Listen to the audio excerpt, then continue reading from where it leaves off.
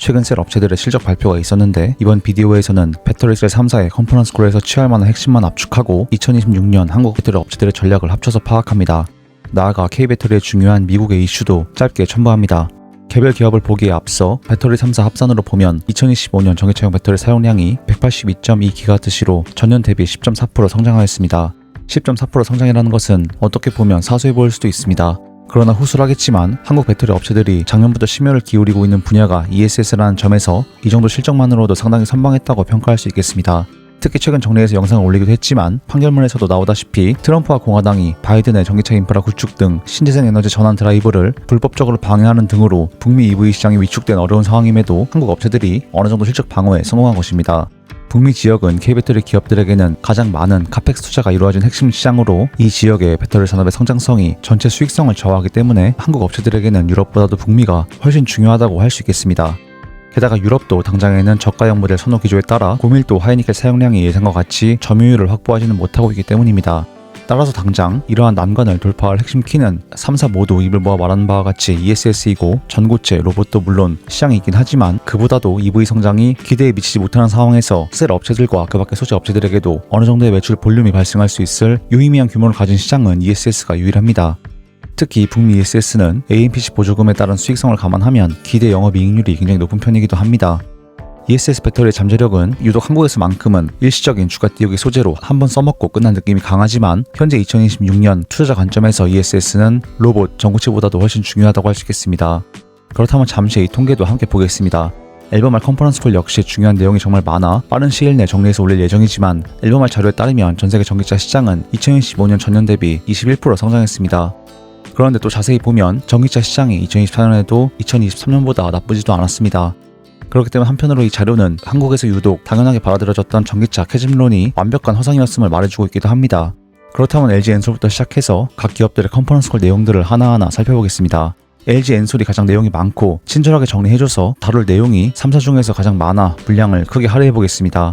일단 슬라이드를 보면 LG 엔솔의 2026년 주 타겟 마켓은 정확히 ESS 시장임을 확인할 수 있습니다. 현재 엔솔은 올해 북미 전체 배터리 수요에 있어 ESS와 EV가 각각 절반씩 볼륨을 차지할 것이라고 전망하고 있습니다. ESS는 일각에서는 굉장히 사소한 플러스 알파 정도로 받아들여지기도 하기 때문에 50대 50이라는 전망은 어떠한 관점에서는 정말 엄청난 규모라고 할 수 있겠습니다. 무려 100GWh에 달하는 ESS 시장이 북미에 열린다는 것인데 LG 엔솔은 올해까지 북미에 50GWh의 현지 생산 캐파를 구축하겠다고 합니다. 게다가 엔솔은 절반 지분을 가지고 있던 ESS 복합 생산 설비인 캐나다 넥스트스타 에너지 지분까지도 단돈 $100 그러니까 공짜로 나머지 49% 지분을 취득하기도 했습니다. LG 엔솔은 따라서 추가 투자 없이 북미 ESS 생산 거점을 또 확보한 것입니다.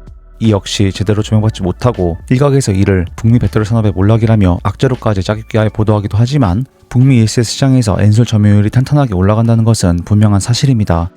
50GWh의 설비가 정상적으로 구축될 경우 이 규모는 북미 전체 ESS의 절반 이상을 커버할 수 있을 만큼 엄청난 규모입니다.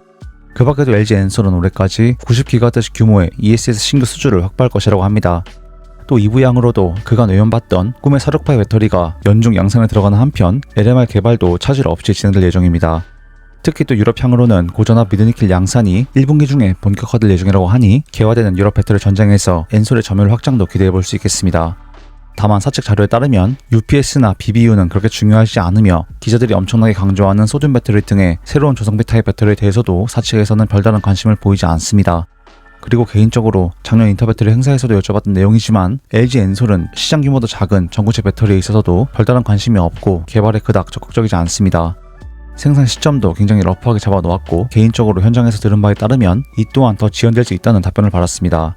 LG 엔솔은 특히 탄탄한 양산력과 기술력을 가지고 있다는 점에서 본업만 잘해도 부족할 것이 전혀 없기 때문에 전고체보다는 본인들이 강점을 가진 기존 리튬이온 배터리에 집중하는 방향성이 훨씬 더 전략적이라고 판단됩니다.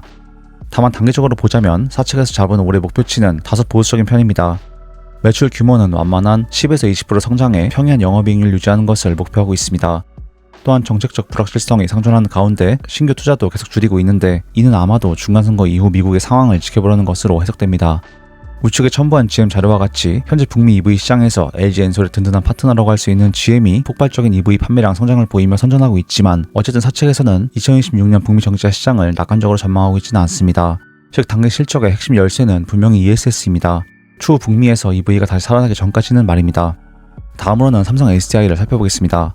컨퍼런스 콜에서는 기반, 내실을 다진다거나 하는 모호하고 추상적인 표현들이 자주 등장하는데 핵심적이지 않은 부분은 전부 날리고 투자자 관점에서 실천적으로 취할 핵심만 말씀드리겠습니다.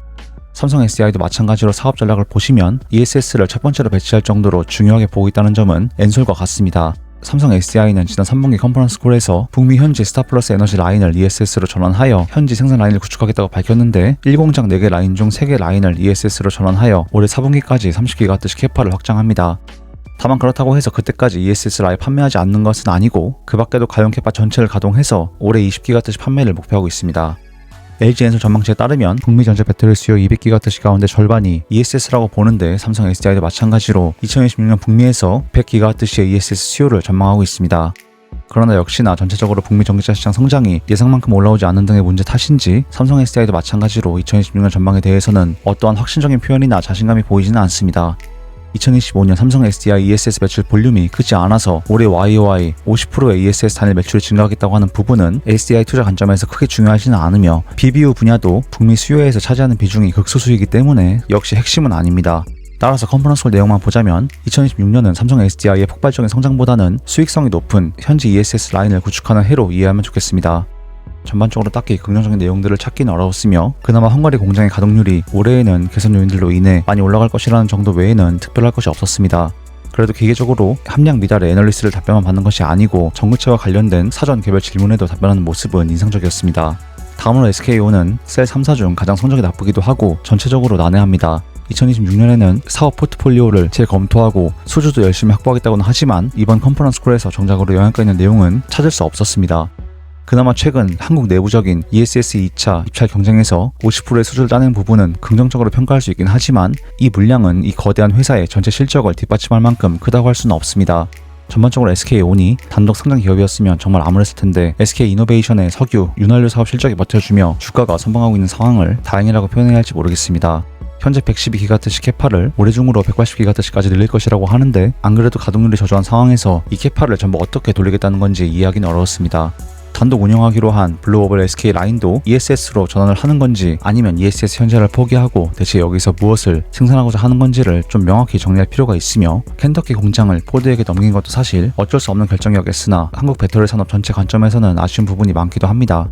특별할 것이 전혀 없는 컨콜이었으며 중요하지 않으니 SK온은 넘어가겠습니다. 그렇다면 오늘 내용을 종합적으로 정리해보겠습니다. 3사 모두 2026년 한 해 동안 큰 성장을 전망하고 있지는 않으며 이러한 주된 이유 중 하나는 예상보다 더딘 북미 전기차 수요에 있습니다. 따라서 어느 정도 EV 시장이 본격적으로 개화되기 전까지 중요한 시장은 ESS이며 또 특히 북미 ESS는 AMPC 보조금 수령에 따라 향후 정상 가동 시 기대 영업이익률도 상당히 높기 때문에 한국 업체들에게는 굉장히 중요합니다. 현재 북미 ESS 시장 대응의 가장 빠른 기업은 LG엔솔이며 삼성 SDI도 연말에는 스타플러스 에너지 현지 공장 3개 라인으로 어느 정도 유의미한 생산 능력을 확보할 계획입니다. 반면 SK온은 성장 잠재력이 가장 낮아 중요도는 떨어집니다. 따라서 독자분들께서는 여러 노이즈보다는 3사 ESS를 중심으로 북미와 유럽의 EV양 배터리 출하량을 체크하시면 전반적인 업황을 직관적으로 이해하실 수 있으실 것입니다. 그리고 또 하나 덧붙이자면 이렇듯 업체들 입장에서 EV 수요 둔화에 따른 어려움이 발생하는 데 있어 단연 트럼프와 공화당의 정책이 가장 큰 원인 중 하나입니다. 이들은 비유하자면 미국의 해군력으로 현재 중국의 유조선이 통행하는 중국의 급소인 말라카 해협을 쥐고 있는 것과 마찬가지로 빠른 EV 전환은 미국의 에너지 안보가 반대로 흑연이나 리튬이온 등 배터리의 필수 소재를 사실상 전부 독차지한 중국에 종속되는 것이라고 비판합니다. 이러한 논리를 펼치는 대표적인 정치인이 버니모레모 상원 의원이고 그는 적극적으로 북미 내연기관차 산업을 보호하고 있습니다. 또한 지금도 열렬히 활동하는 제임스 코머 의원도 EV 전환이야말로 미국 자동차 산업을 중국에 종속시키는 꼴이라는 주장을 하고 있습니다.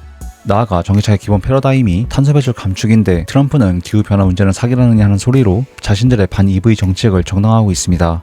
저도 당초에는 배터리 산업이 패권국 지위를 결정할 만큼 중요하기도 하고 IRA 수혜 지역이 거의 전부 공화당 텃밭이라는 점에서 이토록 공화당이 전기차 산업을 탄압할 줄은 예상하지 못했지만 분명한 것은 공화당의 기본 스탠스는 결코 EV에 친화적이지 않습니다. 그들 눈에 배터리 산업은 곧 중국일 뿐입니다. 게다가 전통적으로 공화당에 로비하는 정유 회사들의 로비 규모는 천문학적입니다. 심지어 이들이 트럼프 재선 당시에만 냈던 로비금의 규모만 해도 하나로 1,300억입니다. 모호한 탄소 중립 아젠다보다 공화당 정치인에게는 목숨과 같이 중요한 정치 자본을 지키기 위해서 내연차를 지켜야 할지도 모르겠습니다. 이렇게 엄청난 로비를 하는 정유사들은 분명히 전기차 전환에 적대적입니다. 공화당의 큰손이자 대형 정유업체 콘티넨탈 리소스의 창업자 해럴드 함은 전기차 전환은 미국의 풍부한 석유를 버리고 중국이 지배하는 배터리로 옮겨가는 것이기 때문에 전략적 자살 행위라고 똑같이 비판하기도 합니다. 여러모로 공화당과 정유사들의 복잡한 이해관계와 그들이 정권 연장, 나아가 JD 벤츠의 당선은 K배터리 산업의 개화에 하등 도움이 될 것이 없습니다.